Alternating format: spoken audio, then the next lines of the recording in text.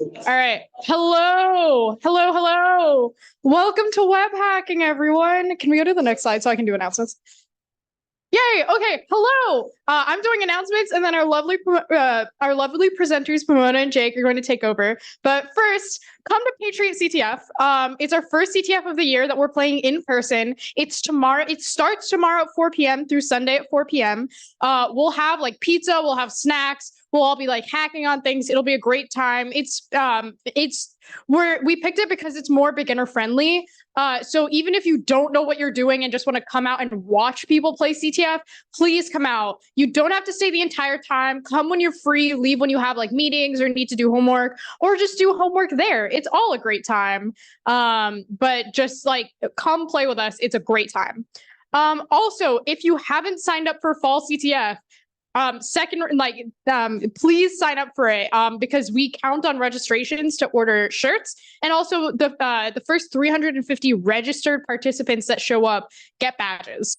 So you want to be registered, you want to register now. If you haven't, visit like SIGPwny.com/fallctf to register. Folks in the back, there are seats kind of everywhere, so feel free to come down and sit. So yeah, please register for fall CTF. Please come out. It'll be a really good time. And our next meeting is the intro to terminal and setup meeting. So this is the same one we ran on Sunday, but for all the new folks in the audience, it's a great way to get your terminal set up. We'll teach you like how the terminal works and get everyone set up for the rest of our meetings. So, we'll set up WSL if you don't have it. It's a good time. You don't have to come if you came last Sunday, but if you came last Sunday, feel free to come out and help other people set up. But it's this Sunday, September 10th at 2 p.m. here. So you found the room already. Awesome. Yep. Everyone give it up for Jake and Pomona now.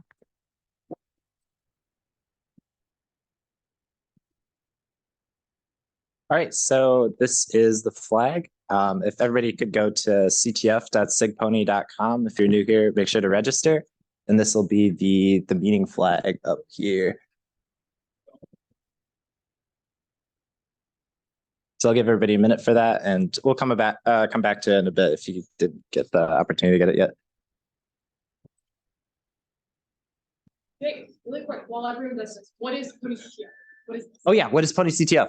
Yeah, that is our internal CTF. You get to do all of the training challenges on there. It's a lot of fun, compete with your friends, and learn a lot about cybersecurity.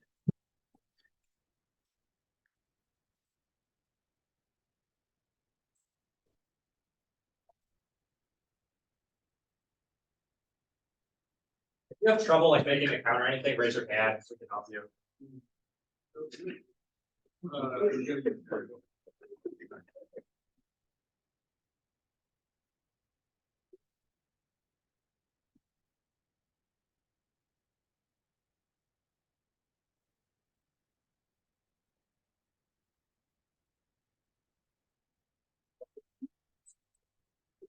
All right, yeah, let's get on with the presentation. So yeah, first I'll start off with how websites work. So we're going to talk about the bones, skin, and brain of the internet, those being HTML, CSS, and JavaScript. How the web works, so with your clients and servers. How you use cookies and local storage. Then we'll walk through how you can use Chrome Devtools. And we'll walk through one of the challenges at the end. So first off, I'll cover how websites work, specifically how you'll see them, what they're built with. So they're displayed in the browser by HTML, CSS, and JavaScript. So we'll start with HTML, which is kind of the bones of a web page. So it defines the layout. So maybe what are the images, buttons, forms, those kind of elements that define the structure. So specifically in this example, we have our text, hello world, which shows up here. We have the image, which is our cat. And then we'll also load a script, which allows us to do a lot more interesting stuff. So critically, like this last line, we define other resources that are loaded in the HTML. So CSS is kind of like the skin of a web page. We define what elements should look like. So this is what designers spend a lot of time tweaking in order to make things look just right. And it can be written in your HTML file directly, or you can load it from an external source. So a few examples of what some CSS rules might look like. This border radius 50. So you see now the cat image is round. We also added the shadow. So like we have a shadow on our cat image.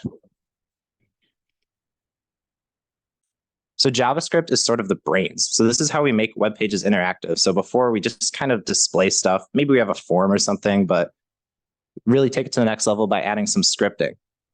So maybe we can send an alert when a button's pressed, or we can animate things and make requests to something on the server, right? So like maybe when a button's pressed, we'll make a request to the server. It'll give us some data. We can process that data and then show something to the user based on that.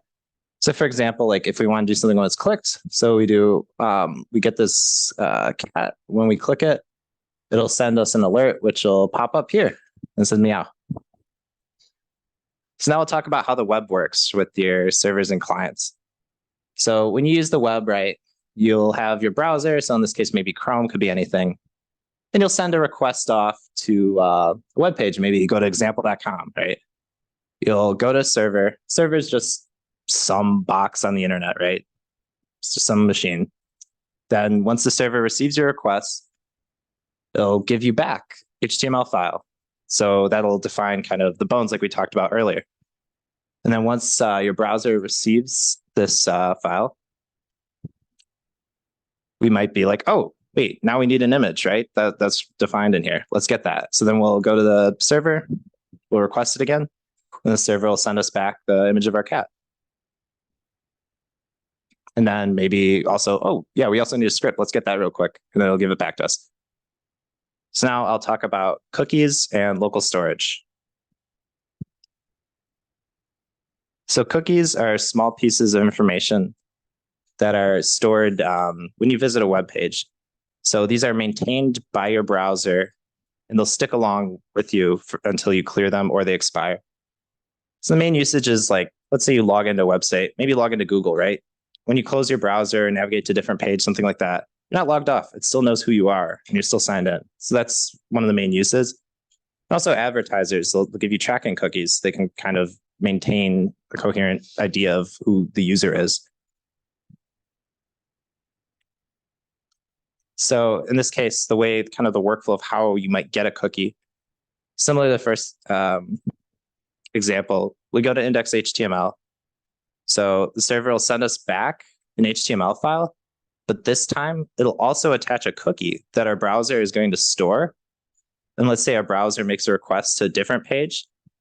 So maybe page.html, we'll send that cookie along with our request so that the server can see the cookies that we have stored. So local and session storage is kind of a similar idea. So we have a key and value, which is kind of a name, and then the actual value of that cookie. But unlike a cookie, it's not sent with every request to the server. And instead, we actually write JavaScript code in order to interact with them. So local storage is a little different from session storage because local storage will stick around forever until it's cleared or something like that. But session storage only persists for a session. So like maybe you open up another tab, close the browser, something like that. It'll be a new session. So the way that we actually interact with this, let's say we wanted to add something to our local storage. So let's say the key or the name here is SIG, value is Pwny. Then at a later time, we can get it from local storage, and then its result will be Pwny.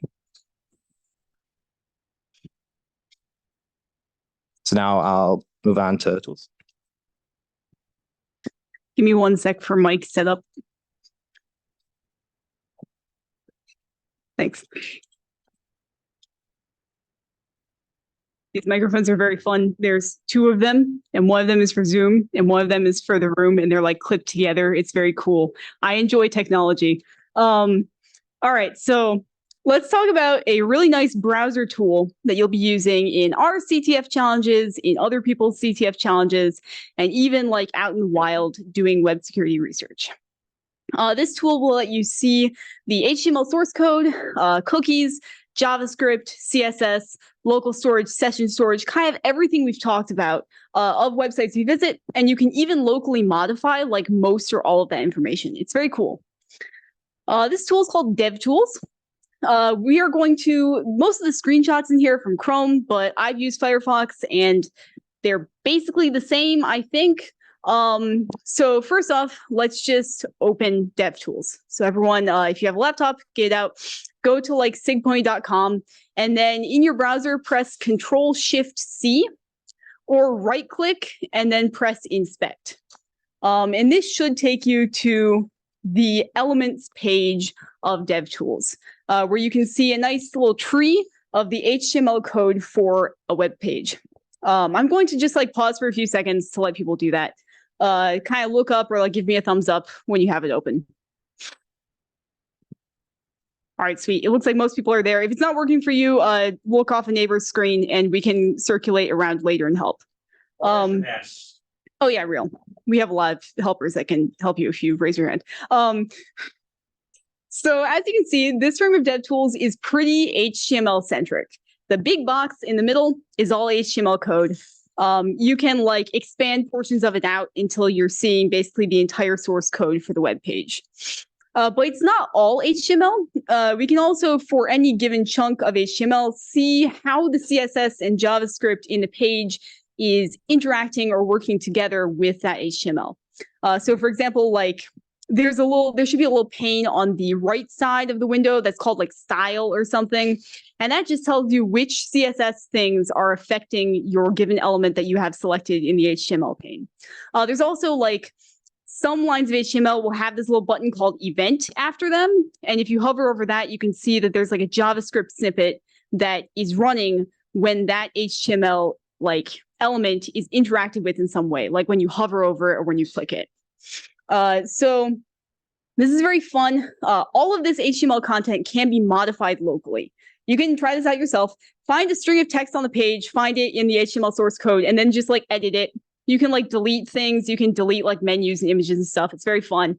And then if you ever are tired of the changes that you made, just refresh the page and you'll get the original page back and you'll be like, none of it ever happened.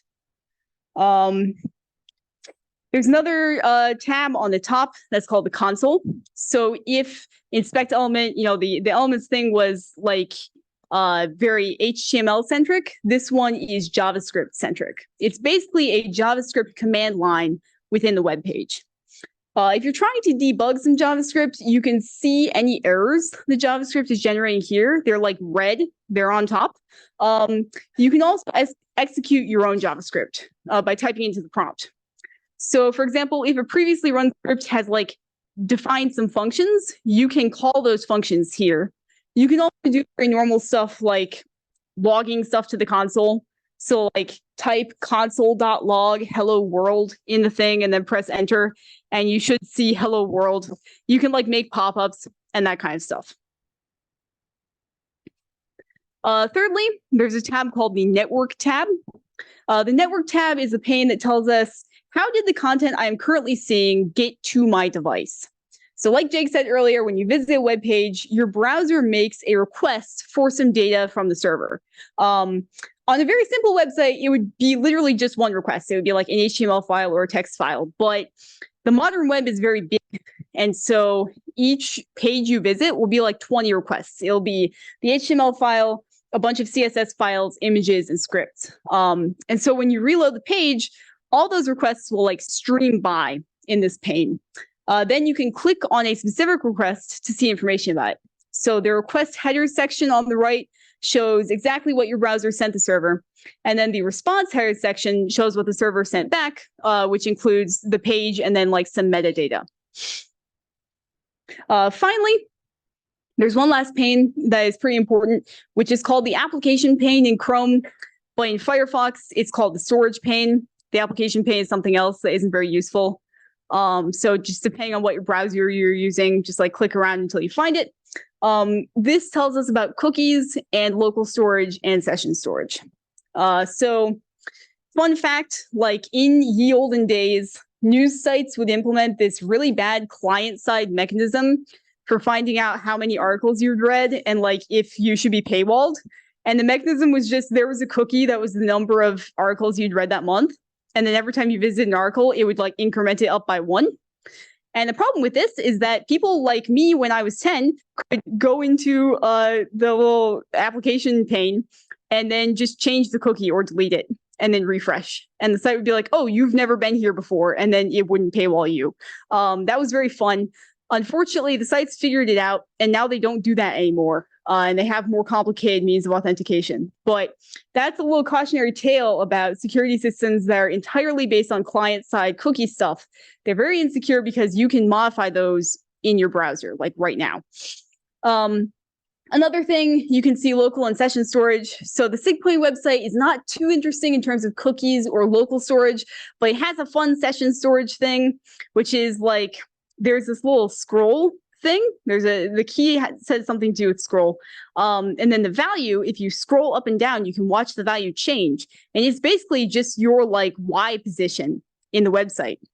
So what this does is if you are like halfway down the website and then you reload the tab, this information does not get transported to the server, but client side, your browser reads it and says, oh, they were halfway down the page, and then sends you back down there when you reload. So that's very useful if you're reading like a long web page and you don't want to scroll like 500 miles if you reload the page. So that's kind of a use case for local and session storage. All right, so we've covered Devtools. There are a couple other tabs that you might be interested in. Like in Firefox, there's one that's called Style, and it's all CSS stuff. But that's basically all of the Devtools information you will need to complete these challenges. I do have one kind of last note.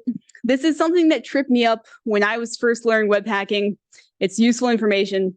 So let's go back to that server client model that Jake discussed earlier. So from within your browser, you can change the cookies, storage, HTML, CSS, and like JavaScript of pages that you view. But those changes are really only local to your browser. They're all client side.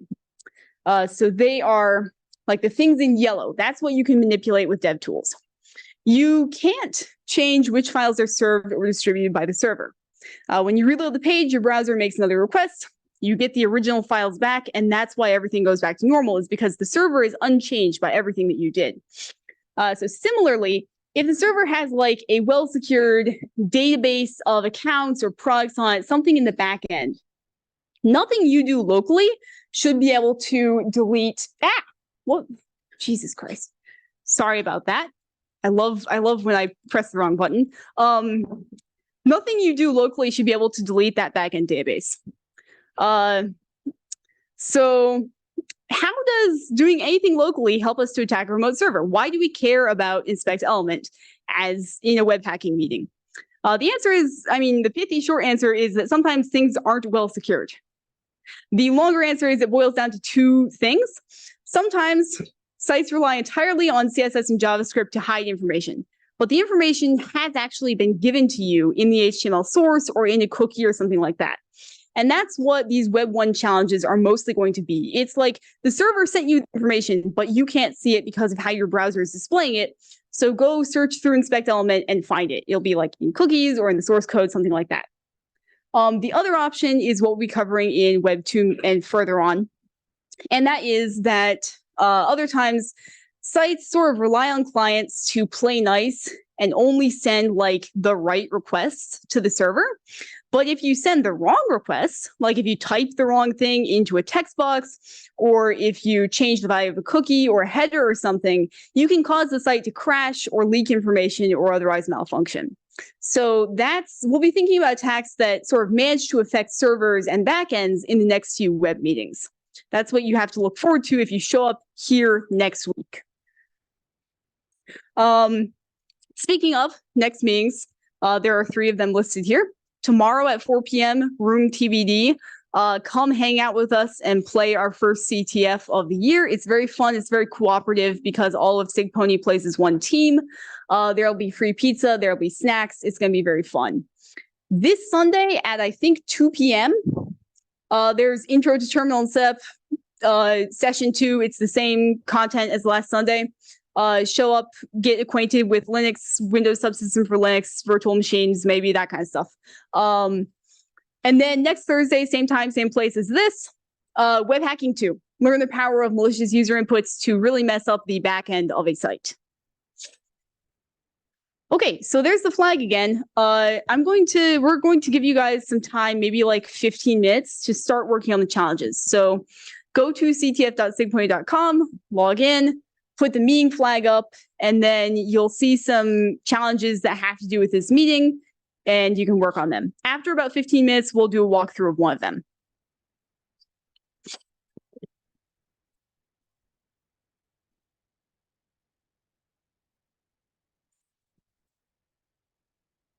This just needs to do with all right. I don't want to talk anymore. I think I'm Also, if you want to access the slides, you can go to sigpwny.com/meetings. We put all the slides there and all the contents. But be sure to also check out the challenges, ctf.sigpwny.com. We have a bunch of them just put up there. We think you'll find them very fun. SIGPwny 1 through 8. Yeah. So for people who are starting out or want to find a base point to jump off of, SIGPwny 1 through 8 are the challenges that you'll probably want to start with. The other challenges can cover some more complex things which might overlap with web hacking too. Also, like, raise your hand. Yeah, and also if you need help or have any questions, raise your hands. We have helpers dispersed throughout the room, and they can assist you. Whoa. All right, we're going to do a quick demo of some of the challenges. Actually, just a real quick question. How many of you have solved up to SIGPwny 4? All right. How many of you have solved all the SIGPwny challenges? Okay, not a lot. All right. Does anyone like what SIGPwny are you stuck on? 7. Okay. All right. We can do that too, but you can also just show off the. Yeah, no, it's 7. I'll do. No. All right. Okay. 7 is. No. I don't remember. Like the network. Okay. Right here. You just do the view switch. Network, and then it's like a request header. Okay. Yeah. Yeah. So instead, we'll start with path to success here. So Make sure to zoom on this. yeah. Let me. Oh wait. Path to success. Sorry, that's not the one, is it? Yeah. Which was. Where did we have it? Oh yeah, source of your problems. Sorry. Yeah, this one. Yeah. So let me just. Yeah. So if you see this challenge, that's like kind of annoying, right? You don't really have much time to like open inspect element or see anything there. Yeah. Yeah. Okay. Sure. So like, all right, let's see. But let's try to maybe. I guess let me just reset to how it'd probably be for most of you guys. All right, let's see to get the flag. Oh, nope, everything's gone. It just disappeared. So now we try to preserve the log. And this time you see we actually, this file here, it's a little weird, right? It's got this URL. And if we actually like go to the elements here, you'll see that's what the button redirects us to, is this kind of weird URL /index. So if we actually go here, the response has the flag in here. So it'll store that in here. And if you see here, this after 200 milliseconds, it navigates you back away. So that's why like when we press this button, it like kicks us off and we don't really have any time to do anything. But if we use the preserve log feature, it'll show up here. So for clarification, if people didn't get that, we're in the network tab. So remember, the network tab shows exactly what requests you're making to the server and what the server sends you back. Now, normally by default, the network tab only shows you the resources for the current web page. So if you refresh it, you can see it cleared everything and it loaded. It shows me just the files that I have for this request. And if I click get flag, you can see it quickly loads all the other page, but then it like disappears. So if we want to keep that around, there's this toggle here called preserve log. And if you turn that on, and now if we click get flag, it's going to keep all the requests that we made to the server so we can just kind of look at them. And so in particular, the as Jake mentioned, the HTML file that we can find that HTML file here and we can click it and we can see the actual HTML text and there's a flag. So that's one way you can solve the source of your problems. The other way is if you know the URL. So if you inspect this button and you get this URL link.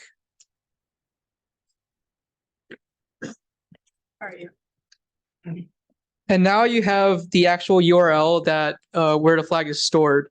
So one fancy way you can do this is you can make a curl request from your terminal. Curl is a command line tool to interface with the web server. So if I type curl and then paste the web URL and press enter, you can see that we have the flag right there. So curl is just like kind of like a web browser, but it doesn't render it. It just shows you the plain text. So yeah.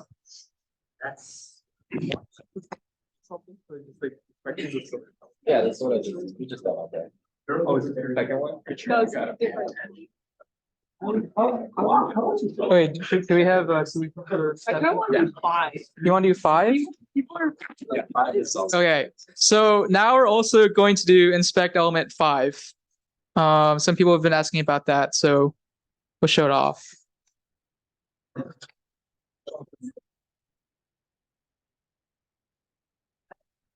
Here. Okay.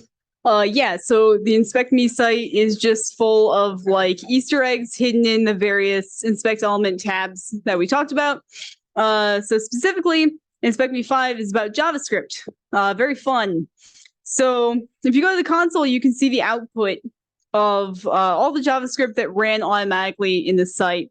Flag 3 is there, that's fun. But then also there's the entire lyrics to this very fun song that you may have heard of before. And if you're wondering how those got here, you can click on this link to the script from whence this output came, which is script.js. And then you can see that it actually came from a function that's called flag5. So flag5, what it does is it defines a variable called flag5, and it sets it to the output of this really messy, long expression that nobody can understand. And then it redefines it to this string, which is the Rickroll lyrics, and then it prints it. So there are 2 ways to solve this. The dumb way is what I'm going to be showing off, which is where you just copy this definition of the variable flag5. Oops. I can take it over you and you can like take control of the keyboard. Yeah, it's fine. You just copy the definition of flag5. You go to the console, you scroll down, and then you paste it. And it's very long and beautiful. And then you press enter, and then you console.log flag5. Yeah.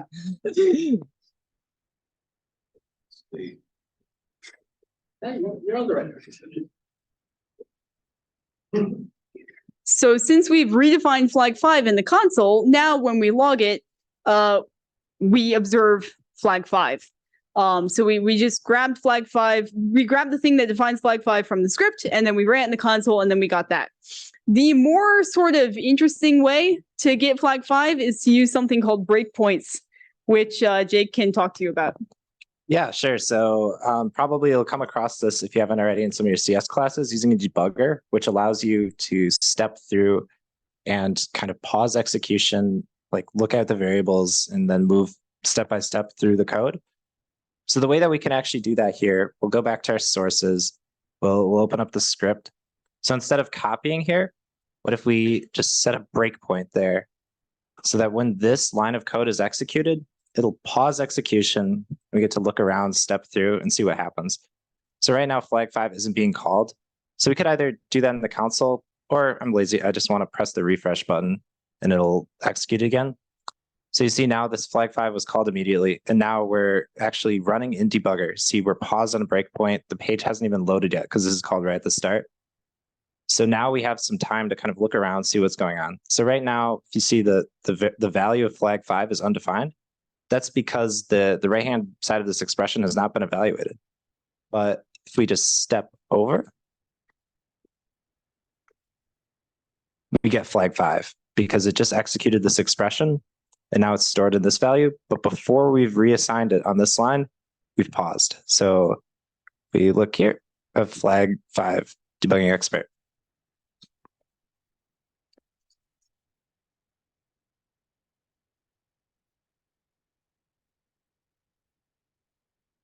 Alrighty, and then one last walkthrough we'll go through right now is SIGPwny 7, because there are a lot of responses about that.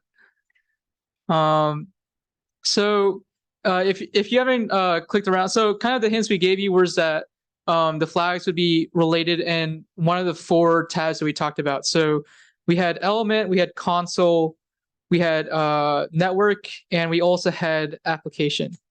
So flag 7 is located in the network tab. And because it's probably the one place where a flag hasn't been found yet. So if you kind of click around here, you can see all the requests. If we reload, I'll turn off preserve log and reload. You can see the request being made to the server to load the page. But you can click on each line to view more information about that specific request. So if I click on inspectme.child.sigpwny.com, I can actually see exactly what HTML was being sent here. But also if I click on like this .css file, I can also see the CSS content as well.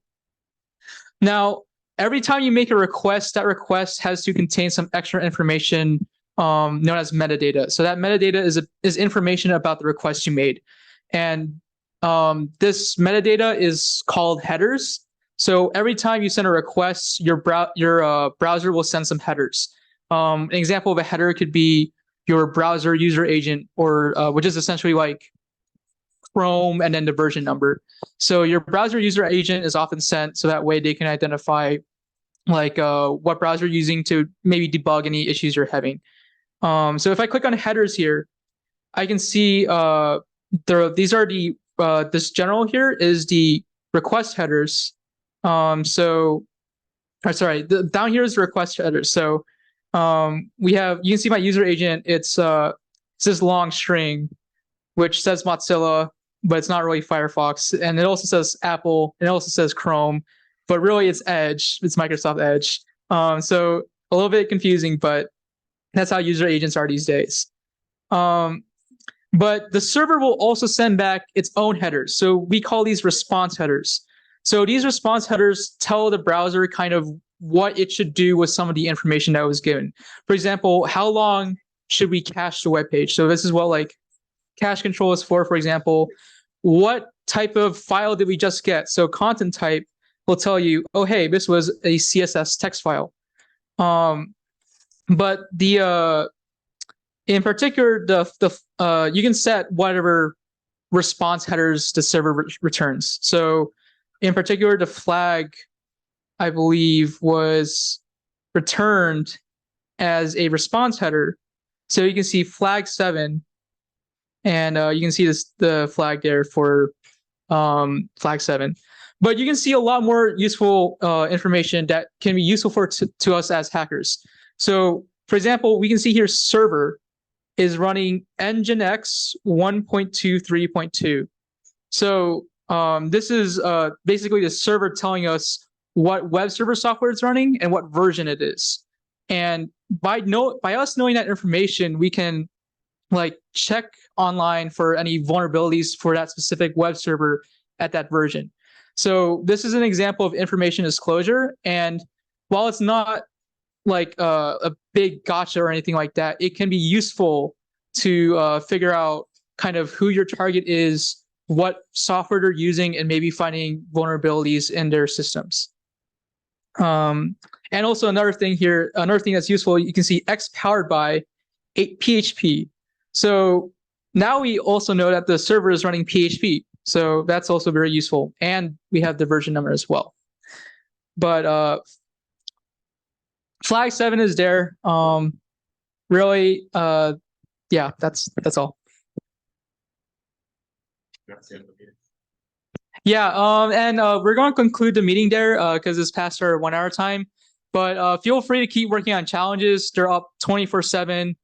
And definitely come to Patriot CTF tomorrow, where you can play more challenges, just kind of like this, except, you know, in a real competitive environment. We're playing as a huge team. It's going to be fun, pizza and everything. And if you want stickers, come back down here. We got more stickers. Nice, shiny stickers.